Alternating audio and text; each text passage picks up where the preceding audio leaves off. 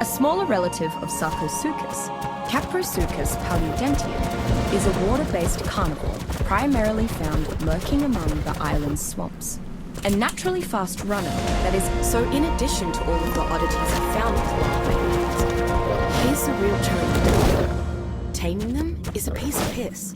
A bit of training and they're more obedient than a family dog. Now, I've heard of sharks getting very rudimentary training over a year or so, but not to this extent. Certainly not so easily. Sharks aren't mammals or... It is difficult to be angry with Hementaria leaders, despite its rather terrible nature. The creature has practically no intelligence and just attaches to any nearby living flesh in an attempt to drain that creature's blood. Removing Hementaria requires precision blade work or access to an open flame. Both of these can be nearly as dangerous to the host as to the leech itself. Once Hementaria attaches to a host, it drains blood at a rapid pace, and the host experiences hunger, loss of health, and lowered stamina. Some Hementaria are also carriers for a dangerous disease I've dubbed swamp fever, which persists beyond the leech's own lifespan. Few creatures on the island are transmitters for this disease, and it can ultimately be cured with a rare medicine. While Hementaria is not intelligent enough to be tamed, it is always useful to keep a few around for antidotes and fishing lures. When processed properly, Hementaria venom can be made into a powerful antivenom.